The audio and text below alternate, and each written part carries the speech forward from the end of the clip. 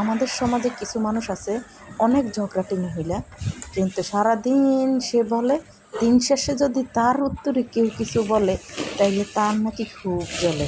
আসসালামু আলাইকুম, কেমন আছো বন্ধুরা? আশা করি ভালো আছো। আল্লাহর রহমতে আমিও ভালো আছি। এই তো নিয়ে এলাম তোমাদের জন্য আরেকটা নতুন ভিডিও। আশা করি স্কিপ না করে পুরো ভিডিওটা দেখবে। আর ভিডিওর শুরুতে যে কথাটা বলছি, আশা করি তোমরা সবাই বুঝতে পারছো। কারণ সত্যি সত্যি সমাজে কিছু মানুষ আছে সারাদিন সারাদিন বলে। আমাদের সমাজে, গ্রামে যারা আমরা বসবাস করি তারা জানি, আমাদের চারপাশে আমাদের প্রতিবেশী বা আমাদের নিজস্বই কিছু আপনজন আছে যারা এরকম ব্যবহার করে।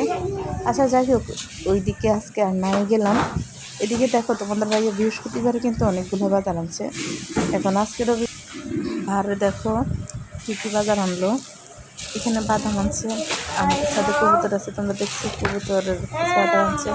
এদিকে আমরা মিষ্টি খেতে বলছিলাম, আর আমাদের রহিমনগর বাজারের সবচেয়ে ভালো বিখ্যাত মিষ্টি যেটা নানানাতি, সে দোকান থেকে 1 কেজি মিষ্টি নিয়ে আসছে। আর এটা কি, হ্যাঁ, এটা ওই বাক্সাটাই যেটা ভিডিওর শুরু থেকে তোমাদের দেখানো হয়েছে, যে আমার ফ্রিজের ভর্তি অনেকগুলো ডিম ছিল। বৃহস্পতিবারে তোমাদের ভাইয়া নিয়ে আসছে 30টা ডিম, এরপরে আমি রবিবারে কিনলাম আবার 20টা ডিম। এখন আবার রাত্রিবেলা তোমার ভাইয়া নিয়ে আসলো আবার 30টা ডিম। সেটাই বলতে চাইছিলাম যে মুরাদের জন্য এতগুলো ডিম কিনে নিয়ে আসছে।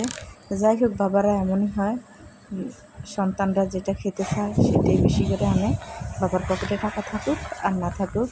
ঠিক কিনা বন্ধুরা? তো আজকের মতো এই পর্যন্ত।